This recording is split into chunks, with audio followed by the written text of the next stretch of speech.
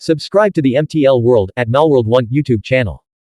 Novel, Night Without Borders. Chapter 31, Piercing the Night. Author, Chen Dong. Translator, Shadow Knight AK. Editor, Shadow Knight AK. For a fleeting moment, Qinming felt as if his deepest thoughts had been seen through.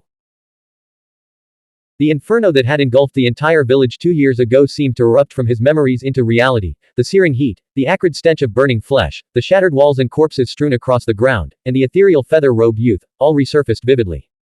But the moment he turned around, he had regained his composure, his heart at peace. Although the woman before him had witnessed his near death, his wretched state 2 years ago, she couldn't possibly understand his true experiences. If they had shared a deeper connection or past, they wouldn't have remained in the vicinity of Yintang, Silvervine town for so long without encountering each other again until now. Qinming adopted a sincere expression. Miss Xie, please tell me what happened. Who cared for me back then? As you must have seen, I suffered a severe head injury and still have no memory of those days. Xie Lingxi thrust her 10-foot-long greatsword into the ground and glanced back at him. There was a man and woman, both in their early 30s, traveling with you. From what I overheard, you were on the verge of collapse, and they could only leave you to fend for yourself. Qinming pondered, murmuring to himself, I was on the verge of death, yet they still took me on a long journey. Why? Xie Lingxi's long black hair cascaded down her back, reaching over 7 feet in length. Her features were strikingly defined, and her beautiful eyes shone like starlight. I only overheard a few words, she said. They intended to take you to a remote region, far from the Luguang city. If you survived, they hoped you would settle there permanently. At that moment, a slender maid arrived with tea. The 2 teacups on her tray were noticeably different in size. My young mistress once gifted you a qi and blood-nourishing pill, the maid said.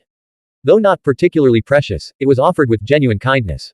Ah, thank you. Miss Xie, Qinming said, bowing immediately. Miss Xie had shown him kindness without ever mentioning it, he wouldn't have known if the maid hadn't come to the rear courtyard. You may leave, Xie Lingxi said, waving her hand to dismiss the fair-skinned maid. Qinming clasped his hands in a formal greeting. Would Miss Xie please recall any other details from that day? I would be very grateful if you could tell me. You were dressed in rags, stained with blood, Xie Lingxi said. Even when new, your clothes would have been quite ordinary. Qinming nodded. During his second awakening, he had seen his younger self wearing patched and mended clothes. It was no surprise that his childhood had been difficult, but he couldn't understand why it had led to such a deadly disaster, with the entire village engulfed in flames. After a moment of reflection, Xie Lingxi continued, the 2 people who brought you here were primarily investigating the spiritual Great Mountain, which had been activated by the heavenly light. Since they had discussed settling you in a remote area along the way, they likely brought you here as a convenient detour. She explained that they had only encountered the pair twice on the road, and her current understanding was based on piecing together fragments of their hurried conversations. Qinming fell into a daze. What was the true connection between him and that man and woman? They didn't seem particularly close, yet they had saved his life. At the same time, what was the significance of this spiritual great mountain activated by the heavenly light? He desperately wanted to ask, but felt it would be impolite to press for too much information. Heh heh heh, the purple-eyed raven chuckled in the smaller living room of the front courtyard, watching the woman draped in a black fur cloak. Those 2 youths mistook you for Miss Xie of the Xie family, ha ha ha. Your laughter is so unpleasant. The woman extended a slender, luminous finger toward the raven, which immediately took flight, nimbly dodging the gesture. I never imagined, the raven remarked, that such a remote region would produce 2 promising talents. I suspect that the sickly, foul-mouthed youth, once fully healed and restored to his true potential, will prove quite remarkable as well. The youth who struggles with words already has a master, the woman replied. It's clear someone is using extraordinary methods to treat his condition. They say that when the heavenly light pierced the night sky 2 years ago, this area was the dimmest among the dozens blessed by its radiance, receiving only a meager trickle of spiritual energy, the raven mused. But perhaps that's not the whole story. To find 2 decent youths in these nearby villages. It's quite unexpected. The woman took a delicate sip of tea. My teacher, a scholar of heaven and earth, possesses unparalleled insight. His predictions are likely accurate. The heavenly light that erupted 2 centuries ago may never have fully manifested here, its energy accumulating until now. With the convergence of 2 distinct heavenly lights, the unique resources born from this fusion will undoubtedly be extraordinary. She lowered the hood of her cloak, rose to her feet, and said, we should leave now. Senior brother Xie will be very busy today. I never imagined his daughter would act so rashly, taking matters into her own hands and choosing the path of the giant spirit god. It's causing him endless headaches. In the end, Qinming couldn't resist asking the noble lady before him for guidance. She had no obligation to answer his questions, and even if she refused, he would simply leave with a thick skin. As long as he wasn't embarrassed, it wouldn't matter. Xie Lingxi explained, after the sun set, it never rose again. The moon and stars vanished completely. The heavenly light is a rare phenomenon, a beam of light that unexpectedly pierces through the night sky. It occurs irregularly, sometimes every few decades, sometimes every century. When it strikes, it can give rise to rare resources in the surrounding area. Qin Ming expressed his sincere gratitude. Miss Xie hadn't put on airs but had directly answered his question. Miss Xie is beautiful and even more kind-hearted, unlike. He began, then paused, realizing that if Xie Lingxi were proportionally scaled down, her face would be no larger than the palm of his hand. Her figure possessed perfect golden ratio curves, but because she had chosen the path of the giant spirit god, everything about her was now vastly larger than normal. Unlike. What? Xie Lingxi prompted. Unlike some people, who glare back twice at you if you accidentally glance at them, Qin Ming replied casually. Are you talking about my junior aunt in the front courtyard? Xie Lingxi asked, her expression shifting. The woman who had just left the old noble's residence froze in her tracks, while the purple-eyed raven circling overhead cackled, "Ka ka ka. That's so unpleasant." Qin Ming felt too awkward to freeload a meal at the old noble's residence. He felt he had already gained so much today, the information alone made the trip worthwhile. As he approached Twin Tree Village, he was still mulling over Xie Lingxi's words, having pondered them for much of the journey. I believe that with each of my 3 awakenings, those lost memories will eventually resurface, he murmured, his gaze firm. Qin Ming realized the old noble was far from ordinary, and his daughter was exceptionally strong. Despite her young age, she already stood nearly 5 meters tall, indicating she had made significant progress on the path of the giant spirit god.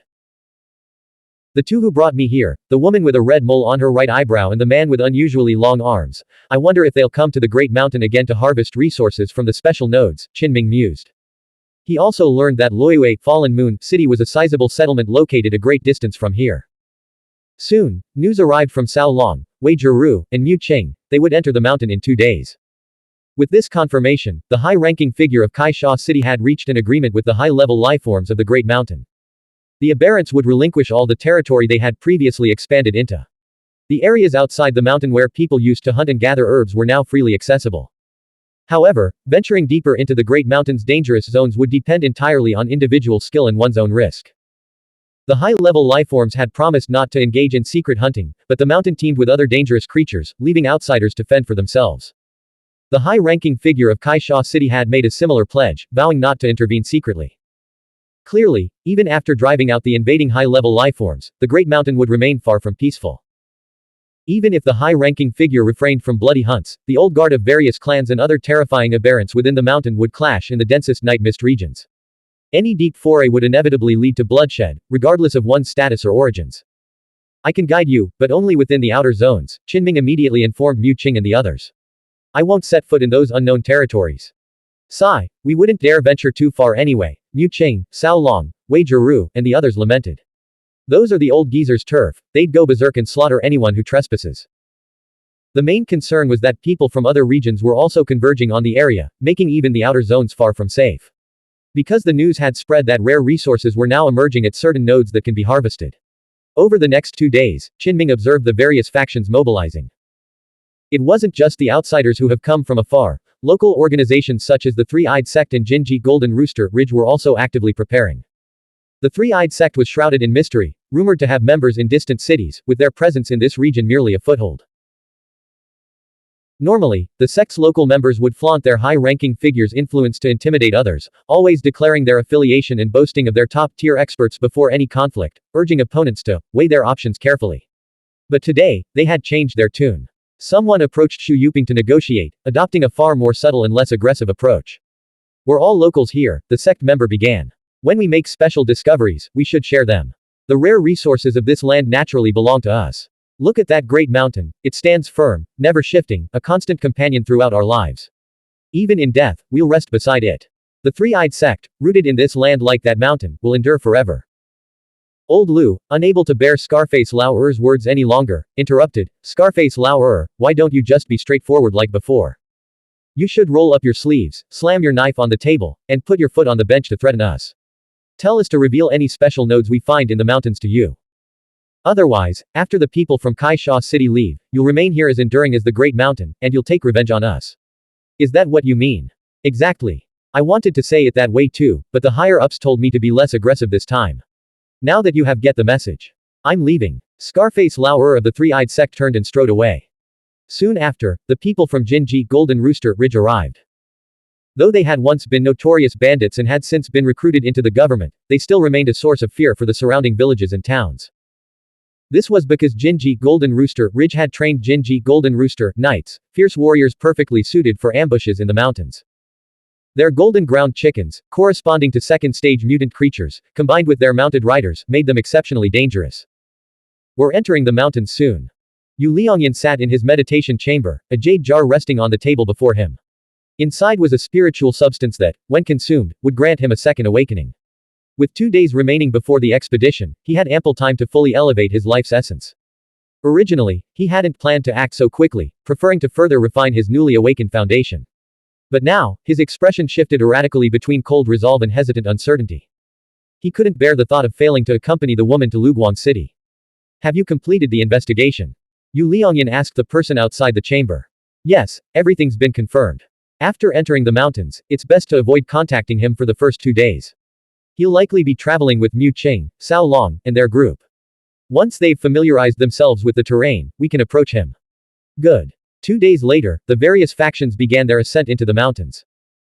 To Qin Ming's astonishment, old Lu donned armor, strapped a massive broadsword to his back, and perched atop his sturdy, yellowish-brown dog. He wasn't alone in this spectacle. Yang Yongqing, armed with twin blades, rode astride a black goat whose shoulders towered above an adult man's, transforming into a black goat knight. Enter the mountains. Cao Long, Wei Jiru, Mu Qing, and their team set off. They represented only a small fraction of Kaisha City's young forces. Larger contingents from various organizations and families were also converging on the Great Mountain. Attention! Humans detected. 2-legged beasts approaching. A talking sparrow screeched overhead shortly after they entered the mountain. These birds, capable of human speech, were cunning and incredibly swift, now acting as messengers to the mountain's creatures. The keywords were, human, and, 2-legged beast, terms the mutated aberrants of the mountain understood through these transliteration words. Shoot it down. Cao Long ordered. There's a massive horde of 2-legged beasts. Bigger than 3-meter-tall bears. The talking sparrow had clearly undergone mutation. It wasn't just alerting the mountain's aberrants, it was also sending messages to other human teams, hoping to incite infighting. Cao Long flew into a rage, personally drawing his bow and knocking an arrow. Boom. Suddenly, 5-colored mist and haze erupted from the mountain's depths, soaring into the sky and shocking everyone. Had the most mysterious treasure already ripened and was about to emerge, even before they had truly entered the mountain. Oh, my mountain god. The 4 Radiance Mist Haze land has appeared directly. Charge. Blank. End of chapter. Subscribe to the MTL World at Malworld 1 YouTube channel. Novel. Night Without Borders. Chapter 32. 5-colored mist and haze illuminates all directions. Author. Chen Dong. Translator. Shadow Knight AK. Editor. Shadow Knight AK. Tonight, the mountain night was particularly dark, as if shrouded by a massive black curtain. Suddenly, 5-colored mist and haze erupted from the depths of the great mountain, tearing through the darkness in an instant and illuminating all directions. Towering peaks were bathed in radiant hues, and snow-laden branches shimmered with ethereal light. The spectacle stunned everyone. Across the mountain range, luminous mist billowed, and iridescent light overflowed. In this sunless era, such splendor was a sight to behold, inspiring awe and longing. Chaos erupted in the mountains. Any expert within striking distance of the 4 Radiance Mist Haze land wished they could sprout wings of lightning and soar there immediately to claim the most mysterious treasure in the entire mountain range. So early. It's already matured. Ah! All factions descended into madness, rushing toward the source. Even halfway there, screams pierced the night as hidden assailants struck from the shadows. Amidst the vast mountain wilderness, ferocious beasts roared, exotic birds took flight, and hordes of aberrants went berserk, all converging on the same destination. Deep within the great mountain, the 5-colored mist and haze lingered, piercing the dark night sky with its blinding radiance that illuminated all directions. Everyone understood that these extraordinary phenomena were merely outward signs. The true cause lay in the ripening of a unique resource within a special node, its swirling white mist and billowing haze creating this mystical spectacle. Wei Mo, a 10-meter-tall warrior, stood on a precipice, gazing at the 5-colored mist-shrouded land ahead. His dark red armor, resembling the scales of a dragon, clanked with each movement, emitting crimson light. With a thunderous stomp, he shattered the cliff beneath his feet, sending boulders tumbling and the ground trembling in a display of overwhelming force. Gripping his black spear, he leapt down and charged into the depths of the great mountain. Brother Wei, you should stay back, a white-robed figure appeared, blocking his path. Ling Shu, the city lord of Kaisha City. Ling Shu, you dare obstruct me? Wei Mo demanded, his black spear poised. With a single bound, he vanished from his position, only to reappear suddenly, his spear tearing through the forest like a black lightning bolt, striking directly at Ling Shu. On another mountainous terrain, a 3-foot-long Li Hua cat, carrying a crimson longsword on its back, moved swiftly and silently. With agile movements, it evaded numerous aberrants and charged toward the center where 5-colored mist and haze billowed. Stop! An aberrant suddenly roared, rushing toward the cat with lightning speed, clearly intent on seizing the priceless, mysterious resource. A mantis beast materialized, arriving with a gale force wind that snapped branches in its wake. It forcefully blocked the Li Hua cat's path. The creature was entirely white, resembling a mantis but towering over human height. Its body was covered in snow-white fur, and its mantis arms were like two serrated, snow-white great swords, shimmering with a hazy, flowing light. Without exchanging words, the Li Hua cat drew its crimson longsword. The sword blade instantly glowed like a sunset, bathing the mountain forest in crimson light, its sword chi soaring into the night sky. Simultaneously, sword light tore through the darkness, weaving through the deep forest like lightning.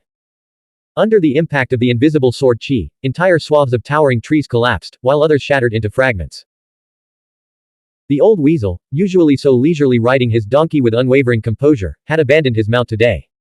He moved with lightning speed, skimming across the treetops like a streak of snow-white lightning. He suddenly stopped, standing atop a towering larch tree dozens of meters tall. His left hand was clasped behind his back, while his right hand, wrapped with a string of prayer beads, lifted to gaze at the sky. The rare treasures within that note are not for you. A frigid voice echoed from the night mist that blanketed the sky. It seems there are other outsiders lurking in the shadows besides the people of Kaisha City, the old weasel remarked, unusually talkative for him. Stay here. A voice boomed from the black cloud mist in the night sky, clearly intending to block the unfathomably powerful old weasel and buy time for others. The old weasel countered, have you considered that if you detain me, your allies will also be intercepted? The hidden observers aren't just your group. Wouldn't it be better to let me go and stir things up? I won't let you pass. I've been wanting to test your strength for a long time, and now you've even joined forces with Kaisha City to injure my friend. HMPH. Wings emerged from the cloud mist, followed by a massive, scaled claw that lunged toward the old weasel on the mountain slope, resembling a cloud dragon extending its talons. The old weasel, his right hand wrapped around prayer beads, abruptly struck upward. With a thunderous boom like a bolt of lightning, a terrifying beam of light twisted through the night sky, deafeningly loud. The cloud mist shattered, revealing a colossal creature flapping silver wings. Forced backward by the impact, it generated a terrifying gale. The larch tree beneath the old weasel's feet snapped, while nearby trees toppled and exploded in a terrifying spectacle. The old weasel landed lightly on a nearby boulder. In the distance, moon insects emerged from the forest like a rising moon over the sea, confronting the feather-clad woman who stood atop a massive azure bird, her feathered robe shimmering with an ethereal glow. The battle was about to begin. If only I were in my prime, standing at the peak of my strength, I would venture deep into the great mountain to compete for the rare treasures nurtured by the spirit mountain. Alas, I can only watch helplessly, not even daring to approach. It's agonizing. At the edge of the mountain forest, a man shouted, his voice filled with grief and indignation. You're one of the weaker awakeners in our group right now. Wake up. It's uncertain if you'll even be alive in your prime. Countless eyes in the dense forest burned with envy, but as their initial impulse faded, they gradually halted. Their strength was insufficient to venture deep into the mountains and compete with the old monsters for opportunities. That would be a death wish. The various teams regained their composure. They had no choice. If they let their heads get heated, the high-level aberrants and ancient monsters in the mountains would swiftly and decisively cool them down, until their entire bodies were ice-cold. Cao Long stopped walking and, longbow in hand, began searching for the foul-mouthed talking sparrow that had dared to call him a lump.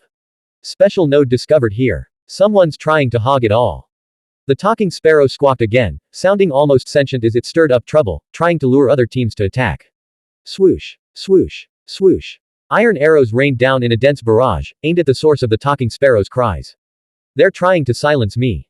Help. There's a special node here, birthing mystical resources. The mutated talking sparrow fled. Today isn't a good day for deep exploration. Let's retreat, Mu Qing suggested. The great mountain was in chaos, with the 4 Radiance Mist Haze land having emerged. That place held the greatest opportunities, but the old monsters would go berserk, and who knew what might happen? Innocent people could get caught in the crossfire. Cao Long and Wei Jiru nodded in agreement. Their 3 teams were cautious, preferring to achieve nothing rather than risk their lives. Alright, let's familiarize ourselves with the outer areas for now. No deep exploration today. We'll wait until the high-ranking figures' battle has completely subsided. Deep within the great mountain, terrifying beams of light pierced the night sky. Renowned avian beasts tore through the darkness with their wings, while human experts unleashed terrifying howls. The battle raged fiercely in the heart of the mountains.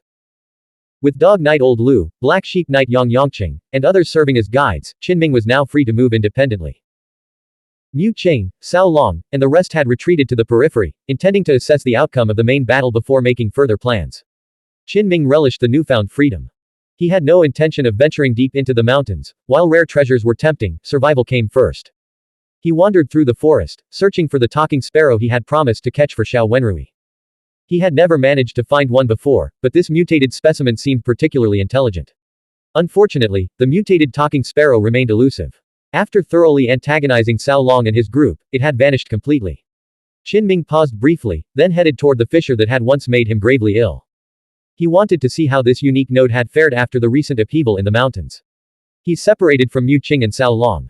Now's our chance to strike, someone informed Yu Liangyan, who was lurking in the forest. Is that so? Good. Let's move out. Yu Liangyan, clad in his finest armor and wielding a chillingly sharp longsword, led his men swiftly through the dense forest. Deep within the great mountain, the clash of masters was truly terrifying and brutal. Massive monsters were critically wounded, their necks gushing blood like erupting fountains, spraying outward as their colossal bodies crashed to the ground, shaking the earth and flattening swaths of forest. Violet light surged through the air like celestial clouds, while long halberds slashed across the sky, their cold gleam dazzling. Mythical birds emitted blinding divine radiance, crisscrossing the heavens and earth. At the heart of the battlefield, dense webs of lightning crackled, the origins of the combatants shrouded in mystery. Each warrior fought with frenzied abandon, and already, high-level beings had fallen. However, the battle in some areas were somewhat unusual.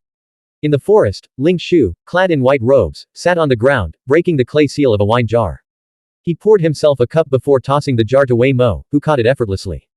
For Wei Mo, the entire jar held no more than a single cup's worth of wine.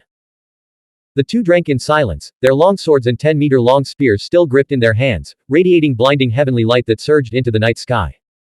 On another mountain slope, the Liwa cat sat cross-legged on the ground, sword in hand, its sword blade shimmering with crimson light. Nearby, the mantis beast slashed at the night sky with its saw-toothed forearms, resembling serrated blades. Qinming frowned. Dressed in animal hide clothing, he clearly looked like a local young hunter. Why was he being targeted again?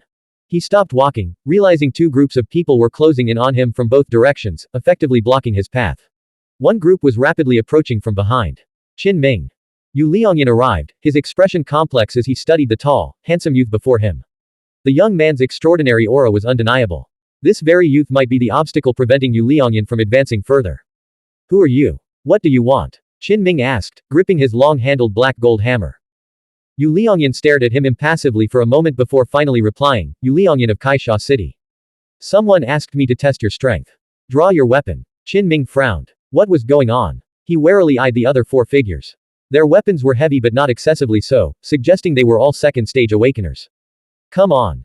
Yu Liangyan gripped his clearly priceless sword and lunged forward, drawing a blinding arc of light through the dim forest. Clang. In the next instant, a sharp pain shot through his palm, followed by numbness. The crystal-clear sword, as radiant as autumn waters, nearly flew from his grasp. Qinming remained silent. As a first awakener, Yu Liangyan possessed considerable strength, estimated to be capable of lifting over 600 catties. It was clear he wasn't unleashing his full power, holding back as he primarily focused on observing the other second awakeners.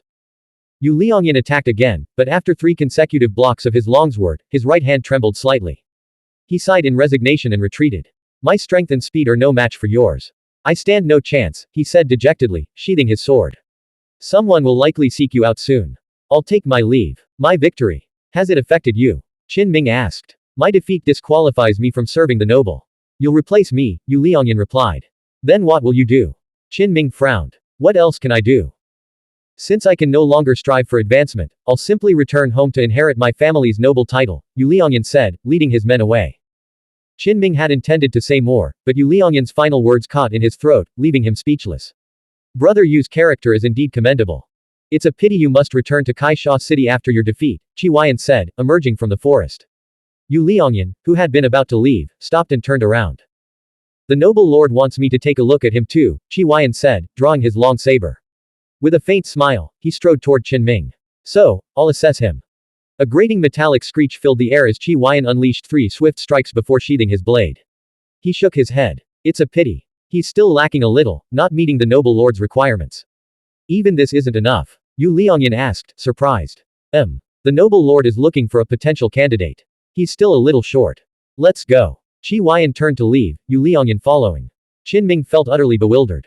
If he hadn't sensed hidden observers, he would have unleashed his full strength long ago. Was this Qi Huaiyan truly so formidable? What right did he have to judge him like this? As Qi Huaiyan accompanied Yu Liangyan away, he thought inwardly. Though he had held back, he could still sense the extraordinary potential of the young man who had undergone only one awakening. At the very least, he could lift a cauldron weighing 800 catties, truly remarkable. There are sounds of fighting, Yu Liangyan said, glancing back. You should return first, Qi Huaiyan replied. I'll investigate. The mountains are chaotic now. If he dies at someone else's hands, the noble lord might suspect you. That wouldn't be good. I'll bring my men and go with you, Yu Liangyan insisted. Qi Huaiyan shook his head. My strength far surpasses that of ordinary second awakeners. You can't help me. If there's danger, you'll likely just throw your lives away. Go see the noble lord. If your character proves acceptable, she might change her mind. All right, Yu Liangyan said, leading his men away. Qi Huaiyan, with his well-proportioned physique and a head taller than most, moved swiftly through the forest like a tiger or leopard, quickly reaching the scene. He was astonished to see the group still there. You haven't dealt with him yet? He asked. Qin, wielding his long-handled black gold hammer, faced the new group emerging from the forest, now certain there were no other hidden enemies. He glared at Qi Huaiyan.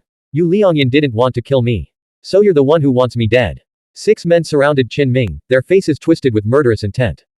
They had already clashed briefly. So what if I do? Qi Huaiyan replied calmly, his expression impassive. Qin hurled his hammer, instantly crushing the skull of the man in front of him. He snatched the man's spear and charged forward with terrifying speed, impaling another man with a sickening thud. Blood splattered as he hoisted the impaled man high on the spear with a single arm. Blank. End of chapter. Subscribe to the MTL World at Malworld 1 YouTube channel. Novel. Night Without Borders. Chapter 33, Fighting for a Future. Author, Chen Dong. Translator, Shadow Knight AK. Editor, Shadow Knight AK. Under the night sky, the distant mountain silhouettes loomed dimly. The intel was wrong. Someone shouted out in the forest. In the dense woods, the men surrounding Qin froze, quickly retreating. In an instant, 2 of their comrades had fallen. The youth had transformed from a picture of simplicity and tranquility to bloodthirsty, his clear eyes now blazing with lethal intent, like twin bolts of lightning. Especially now, Qin stood with his spear, having pierced through the chest of one of their companions and hoisted him into the air, blood dripping down to stain the snow-covered ground crimson. The sight sent chills down the spines of the men who had first surrounded him. If they had been standing there instead, they likely wouldn't have been able to dodge either. The youth's aura had completely changed. His black hair whipped in the frigid wind, his delicate features now etched with coldness, his entire being radiating an oppressive force. The men involuntarily stumbled backward. How could a newly awakener possess such overwhelming power? One of the fallen had been a second awakener for over a decade. This is truly beyond my expectations. You harbor quite a secret, achieving second awakening so quickly. Most would need time to stabilize, yet you've crossed that entirely, advancing directly to the next stage. Qi Huaiyan strode forward, his lithe frame radiating both the raw power of a tiger and the agile grace of a leopard. His handsome face was etched with coldness, his brow furrowed in displeasure. He loathed feeling out of control. This observed youth had defied his grasp, becoming a dangerous variable. But the deed was done, there was no turning back. His family was currently procuring a rare spiritual substance, preparing a mystical elixir capable of altering one's innate constitution. This potion would enhance his aptitude and potential, making him a prime candidate for selection. If chosen, he could spend several more years studying secret techniques under the Elder in Luguang City, a path that would reshape his entire life.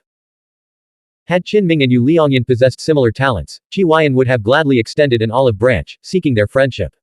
But he realized this youth was destined to block his path, and he couldn't restrain himself. With a violent flick of his right hand, Qin sent the impaled corpse flying off the spearhead like a discarded scarecrow, hurtling toward Qi Huaiyan at breakneck speed. With a swift shing, Qi Huaiyan drew his long saber, a flash of lightning slicing through the dim forest. He lightly struck the corpse hurtling toward him with the flat of his blade, yet the impact was devastating. The point of contact on the corpse completely deformed as it was effortlessly deflected, slamming into a nearby tree. Crack. Dry branches snapped as the corpse crashed into the high trunk, its body mangled before it plummeted to the ground. During this exchange, Qin calmly sidestepped a few steps, retrieving the fallen black gold hammer. He now wielded a spear in one hand and the massive hammer in the other. Neither weapon was meant for one-handed use by ordinary men, but with his arms possessing the strength of 2,000 catties, both felt weightless in his grip. He was somewhat surprised. Qi Huaiyan clearly possessed some skill, With a mere flick of his saber, the corpse had been sent flying 6 or 7 meters like it had been struck by an armored vehicle, its bones shattered and tendons torn. Xuanhuan turned to the remaining 4 men. What are you waiting for? Do you expect me to handle this myself while you stand by and watch? These men were his retainers, some loyal to him, others simply too intimidated by his family's influence to disobey. Now, they cautiously circled Qin Ming, weapons drawn, ready to strike at any moment. The attackers surrounding Qin Ming were all highly focused. A second awakener led the charge, his snow-bright spear slashing down with explosive force, his spirit, chi, and vitality surging as he channeled every ounce of his strength into the strike. Simultaneously, the others launched their attacks, including Xuanhuan, who unleashed a terrifying blade strike that blended subtly among the other weapons. Qin Ming's left hand swung his long-handled black gold hammer upward. With a resounding clang, the heavy spear was sent flying into the air. The second awakener stared in disbelief. He had gripped the spear with both hands, yet the force had torn the soft flesh between his fingers, forcing him to release his weapon. How could a second awakener possess such terrifying power?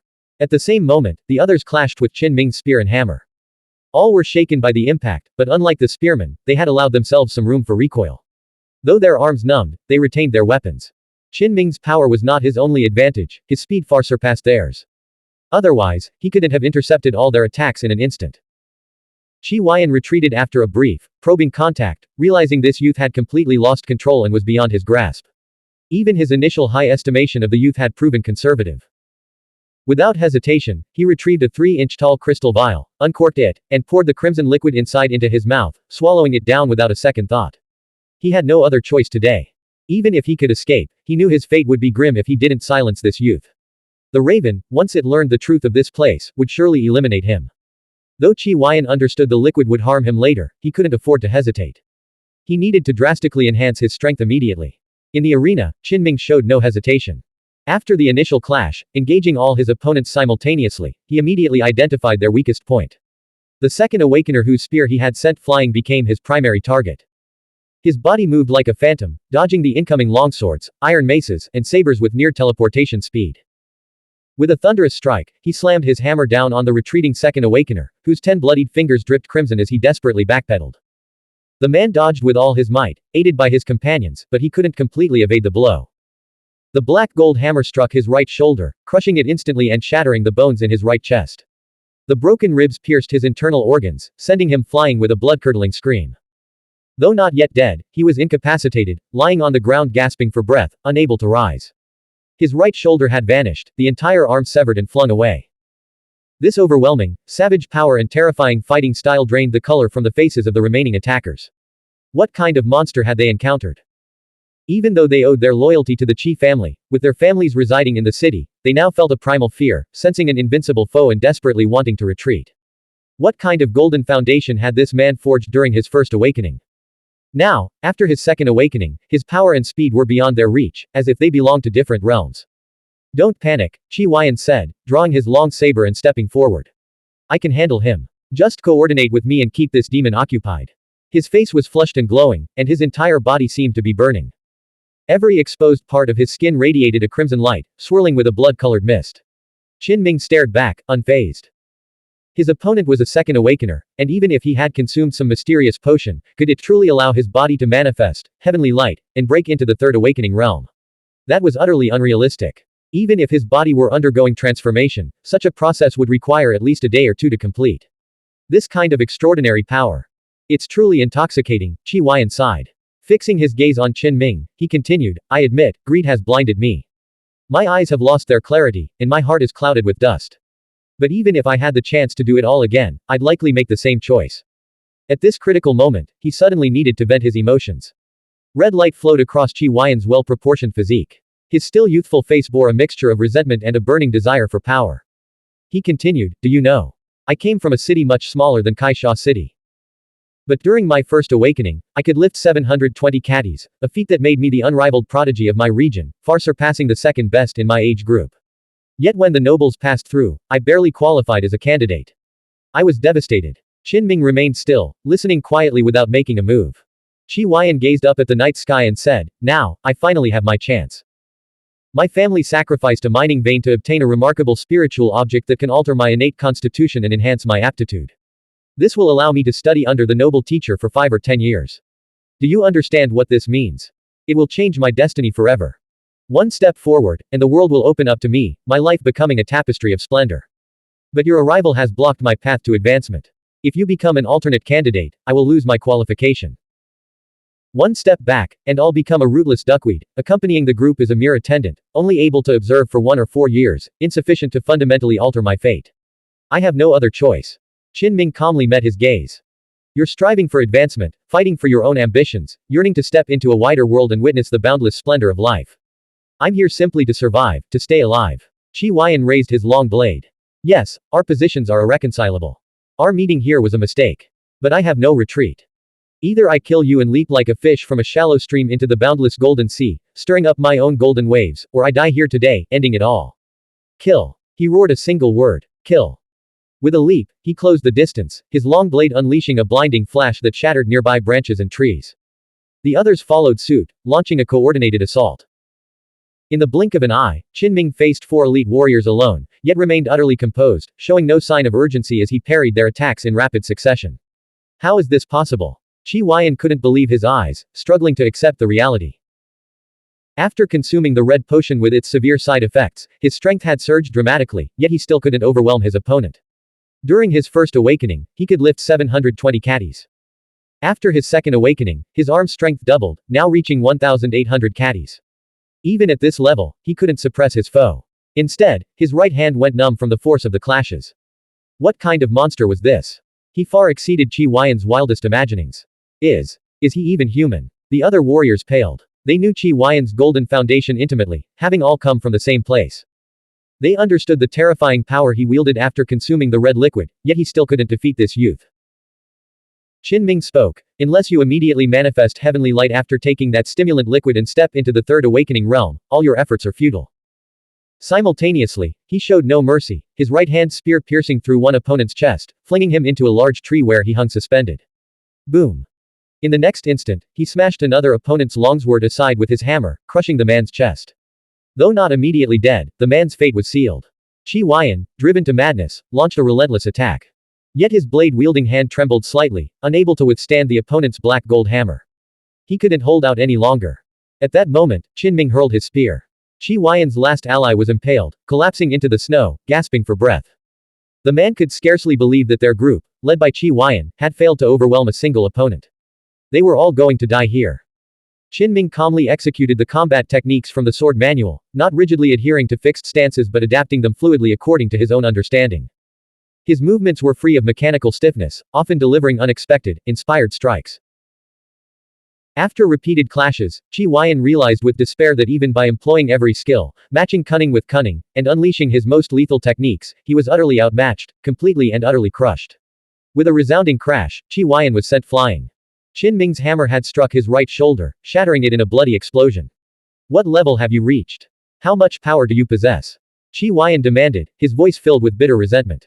Qin ignored him, preparing to deliver the final blow. Xuanhuan laughed bitterly. I didn't need you to tell me. When you first underwent awakening, your arms must have possessed the strength of 1,000 catties.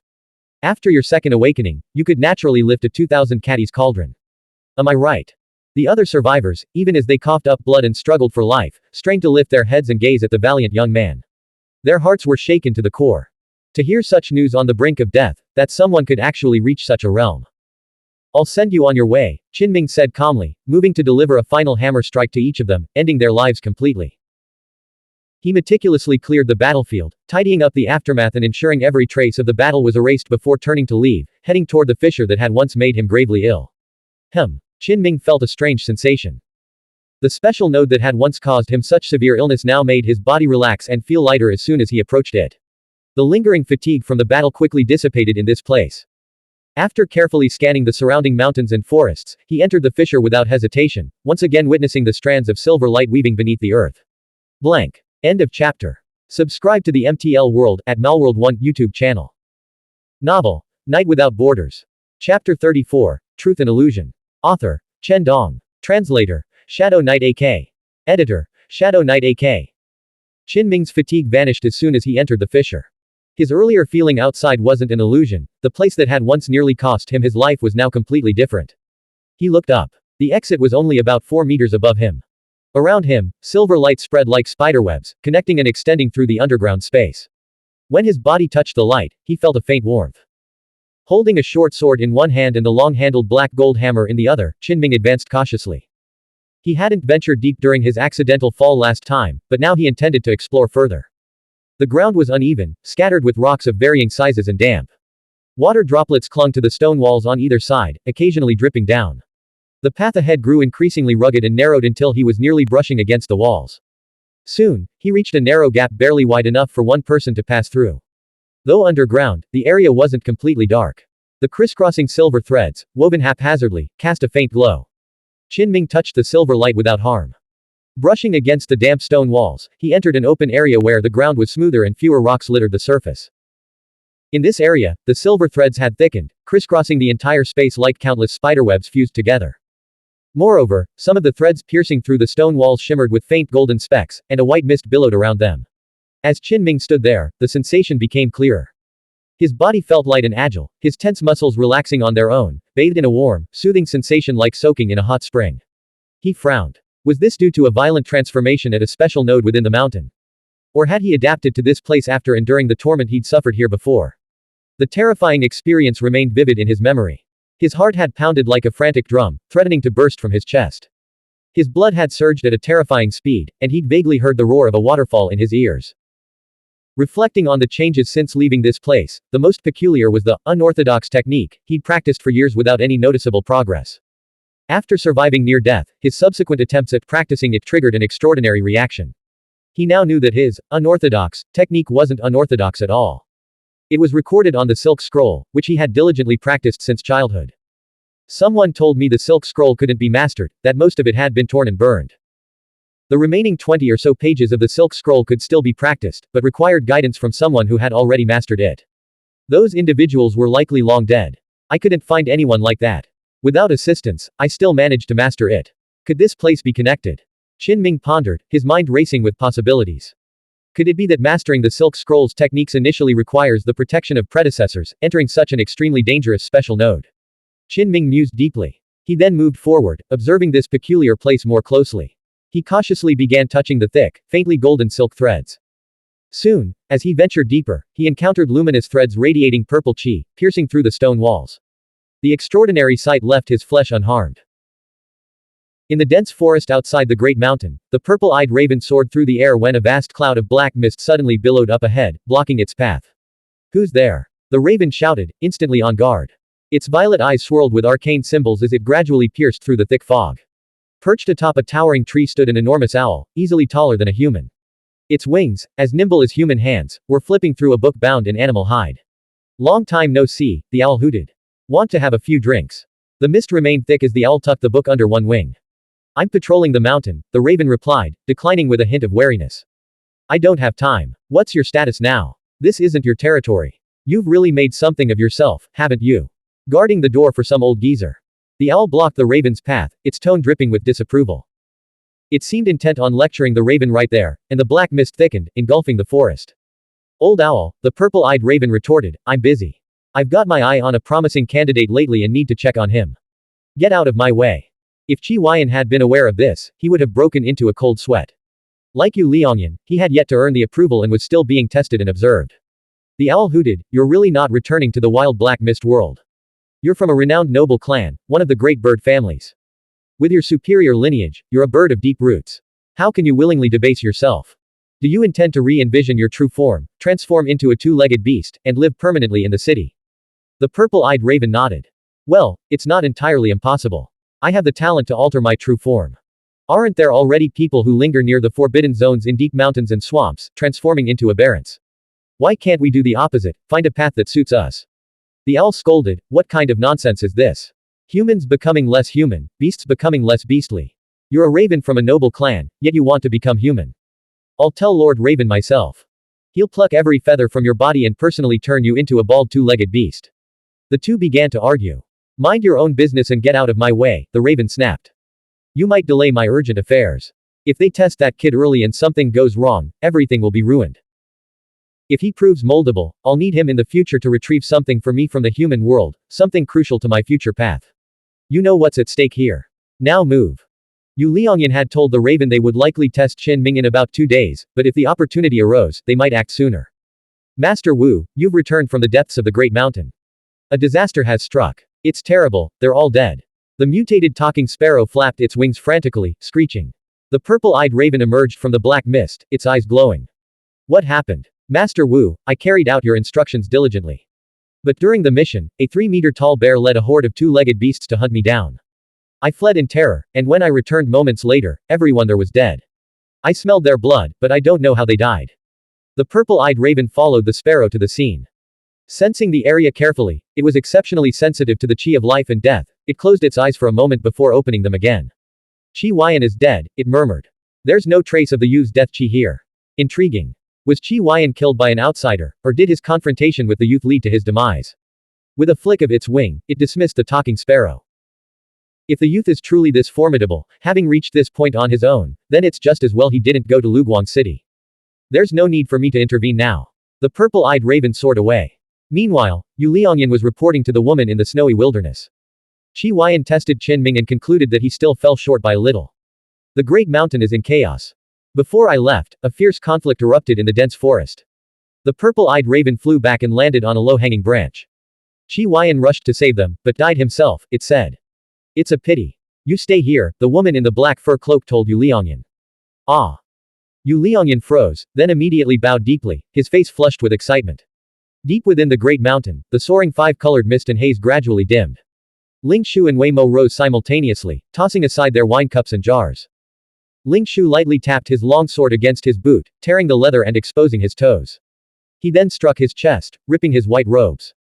Though his slender frame didn't appear particularly muscular, the distant glow of the haze illuminated his rippling muscles, outlining them in gold. He deliberately roughed himself up, smearing blood across his skin with a practiced flick of his fingers, a master of disguise. Wei Mo remarked, City Lord Ling, the epitome of elegance and meticulous grooming, actually making himself look like this. The outside world will be buzzing. Despite his words, Wei Mo was already at work, removing the red armor plates from his breastplate and tucking them into his robes, transforming himself into a disheveled mess. In another mountainous area, the Liwa cat had captured a massive black wildcat. Disdainfully, it smeared some of the black cat's blood on its own body and sprinkled luminous spiritual substances around. Nearby, the mantis beast was doing the same. It was clear that the high-ranking figure of Kaisha City and the aberrants of the Great Mountain were unwilling to let other powerful forces compete for the rare resources within the special nodes. They had joined forces once again. A simple ambush of these experts would be disastrous, provoking widespread outrage and retaliation from major organizations. Earlier, when they had joined forces to drive away the advanced spiritual creatures attempting to usurp their territory, they had slain a particularly powerful aberrant. Extracting its concentrated spiritual essence, they had artificially triggered a special node, creating the 5-colored misty haze land to lure various factions into conflict. Ling Shu, the Liwa cat, and other advanced aberrants from the Great Mountain engaged in staged battles, feigning combat to stall each other while remaining outside the main battlefield. Of course, not all the fighting was fake. The old weasel, for example, had been genuinely intercepted by an opponent, and the mysterious mountain lord had even plunged into the heart of the battle. The strategy was proving effective. Several experts had already fallen near the 5-colored misty haze land, and many foreign advanced aberrants and powerful figures from major organizations had sustained serious injuries. Deep within the chasm, Qin Ming practiced the techniques from the Silk Scroll, feeling his entire body become increasingly clear and refreshed. A mysterious warmth seemed to wash over him from head to toe, like a spiritual baptism. The area was crisscrossed with luminous threads, highly dangerous even for those who had undergone second awakening like Wang Nianju, who desperately needed the blood snake's blood to replenish his vitality. Yet Qin Ming, having lingered here for an extended period, not only remained unharmed but also sensed a subtle improvement in his physical constitution. Could the techniques recorded in the Silk Scroll be particularly suited for cultivation in such an environment? He wondered. But there was no one left to answer his questions. The people of that era were long dead, crippled, or vanished. The Silk Scroll itself had yellowed with age, an ancient relic from an unknown era. Suddenly, the ground beneath him trembled violently, nearly throwing Qin Ming off his feet. Outside, at the epicenter of the fading 5-colored mist and haze, high-level aberrants and experts from mysterious organizations faced off, all in dire straits. None had managed to breach the node. At that moment, all the light within the node abruptly vanished. In the distance, a new 5-colored mist and haze erupted with even greater intensity than the earlier anomaly. How did another one appear? No, the rare resource that was forming has shifted along the spiritual ley lines. It's moved to a new location. Ling Shu, Old Weasel, and the others, who had been preparing for a follow-up, now stood frozen alongside the crowd. There was no need for them to conceal anything, the true five-colored misty haze land had finally emerged. Rumble. Suddenly, the entire mountain range began to tremble violently, far more intensely than before. Accompanied by blinding light, the dark night sky was torn asunder, fully illuminated. An even more spectacular phenomenon had appeared. What am I seeing? 10 colors. Those beams of light are like colossal pillars, supporting the night sky. This is an unprecedented spectacle. What kind of peerless treasure is about to emerge? Even the higher-level spiritual creatures were dumbfounded, their imaginations utterly surpassed. In an instant, regardless of their injuries, all the powerful beings vanished from their positions. They didn't even glance at the newly emerged five-colored misty haze land, instead charging straight toward the site of the even more spectacular phenomenon. There, endless showers of light steamed and cascaded, drawing all eyes. Blank. End of chapter. Subscribe to the MTL World at Malworld 1 YouTube channel. Novel. Night Without Borders. Chapter 35. Obtaining the Mysterious Resource. Author. Chen Dong. Translator. Shadow Knight AK. Editor. Shadow Knight AK. In the era when the sun had vanished, even during the shallow night, distant landscapes appeared hazy. Further away, the majestic great mountains were reduced to mere black silhouettes against the night sky. Now, everything was different. 10 heavenly light pillars had erupted from the depths of the mountain range, illuminating all directions with a brilliance far surpassing the five-colored mist and haze. For a fleeting moment, it felt as if the era of daylight had returned. Not only were the towering mountains now clearly visible, but every blade of grass and every tree clinging to the cliffs stood out in sharp detail. Even the colors and patterns of strange birds soaring through the low skies were vividly discernible, their hues vibrant and lifelike. Everyone felt as if a veil had been lifted from their hearts, a curtain drawn back from their eyes. They beheld a world bathed in radiant light, with mountains and rivers, every creature and plant, etched into their vision and imprinted upon their souls. Even in the harsh winter, when snow and ice sealed the mountains, it felt as if all things were awakening, each element alive, natural, and intimately familiar. Old Lu sat atop Big Yellow Dog, his voice trembling with emotion. I have lived for over 70 years, but I've never witnessed such a glorious world, he declared. Such a magnificent heaven and earth. Is this the true splendor of our mountains and rivers, as they were meant to be? What a pity. Even as an awakener, with my enhanced vision, I always felt as if a thin veil clouded my sight. Sao Long began, cities of medium size or larger are actually. He trailed off, realizing it was inappropriate to discuss such things with an elderly man from a remote region. The man would never leave this place, and mentioning such things would only fill him with longing. He changed the subject, saying, I haven't traveled much myself. The vast, dark world is too immense. Even the so-called magnificent cities seem like mere firefly patches in comparison. Deep within the great mountain, the powerhouses of major organizations and high-tier lifeforms had gone mad, all charging toward the 10 heavenly light pillars that pierced the sky. But in the outer regions, Mu Qing, Wei Jiru, Sao Long, and the others remained calm, observing from a distance and even chatting among themselves. They understood that this opportunity was beyond their reach. Even the high-ranking figure risked death by rushing in. That special node was destined to be stained crimson with the blood of the strong. Not everyone could accurately assess their own limits. Many in the Great Mountain were blinded by envy, though they weren't foolish enough to charge into the arena where high-tier aberrants clashed. The 10-colored radiance tore through the night sky, an anomaly beyond comprehension. Such a spectacle had never been witnessed at other sacred mountains where heavenly light had descended. Perhaps there were records, but someone had deliberately concealed them, leaving no mention in any books. Thus, the various factions, though envious, managed to restrain themselves and turned their attention to the area where the five-colored mist and haze billowed, settling for the next best thing. In truth, this was also an extremely rare and extraordinary sight, undoubtedly corresponding to some extraordinary and priceless treasures. However, the sheer number of people drawn by this prospect meant that the moment the factions clashed, the mountain forest was stained crimson with blood, the competition becoming fiercely intense. Mountain God. This place is utterly lawless. More people have died here than at the 10 heavenly light pillars. High-tier aberrants are here too. They didn't go to the 10-colored node to compete. Run. After experiencing the baptism of blood and witnessing a wave of deaths in mere moments, the remaining forces from all sides turned and fled with decisive swiftness. People saw a colossal high-tier life form, shrouded in dense mist, its massive foot-crushing mountain cliffs as it approached the special node. Almost instantly, a humanoid figure with broad, crimson-tinged wings descended from the sky, blocking the high-tier life form's path. An earthquake. The ground fissure shook violently, startling Qin Ming into rushing out immediately. He was genuinely afraid of being crushed to death deep underground. He then witnessed two awe-inspiring spectacles, as if daylight had returned to the world. A torrential rain of light cascaded down, illuminating every mountain, river, and living thing with crystal clarity. Qin Ming knew his place. The unfathomable treasures born from those two nodes were beyond his reach. Approaching even a step closer would mean certain death without burial. Standing outside the fisher's exit, he could only watch with envy as the masters who had ventured deep into the great mountain clashed.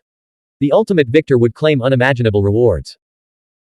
Even here in this tranquil zone, he could hear shouts echoing from the great mountain, proclaiming the unprecedented 10-colored node and its potential to yield treasures beyond any known classification. Now I understand why this place defies all reason. It's not just because heavenly light descended here 2 years ago, it also fell here 2 centuries ago. Back then, no significant treasures materialized. But the heavenly light that accumulated over 2 centuries has now merged with the one from 2 years ago, creating this world-shaking spectacle. In the mountain forest, an elderly man spoke excitedly. He was known for his vast knowledge and meticulous research of this region, having consulted countless historical records. Now, he revealed the reason for the area's anomalies. I've heard rumors that 2 centuries ago, an exceptionally massive heavenly light descended upon this place. Even the capital was alarmed, dispatching powerful experts to investigate. To their astonishment, the land proved utterly barren. The arriving masters were so frustrated they nearly leveled the great mountain in their fury. Apart from the high-tier lifeforms, everyone else in the mountain range could only watch and speculate. No one dared to venture near the 2 transformation nodes again. Soon, gasps of astonishment erupted as even the bloodthirsty high-tier lifeforms and human experts at the heart of the battlefield were left dumbfounded. The radiant glow from the 2 special nodes shifted skyward once more.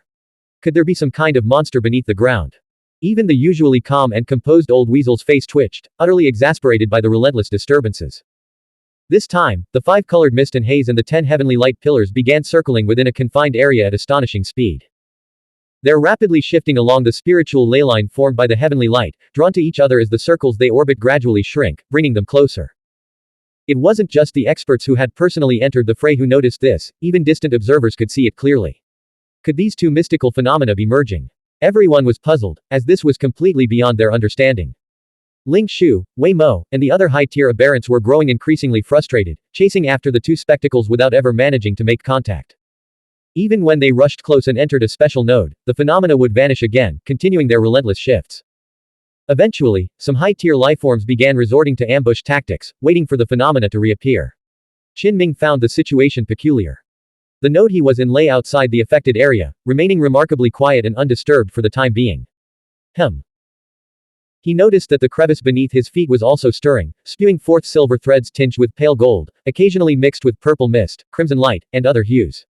His spirits immediately lifted. Could this mean a valuable resource was about to mature here? He hadn't seen anything of note when he first entered.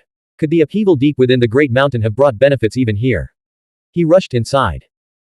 The swirling, iridescent vortex was clearly beyond his reach, but if he could gather even one of the lesser, or far lesser, resources, he would be immensely satisfied. The underground silver beams were now far thicker than before, and as he ventured deeper, he sensed a peculiar resonance.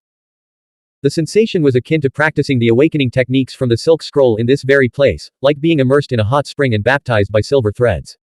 Now, without any effort, he felt a warm current wash over him. Tracing the unique ripples, he quickly reached their source. A pile of rubble blocked the path, leaving no further passage. Without hesitation, Qin Ming began clearing the stones, moving them aside to reveal a new fissure leading deeper underground.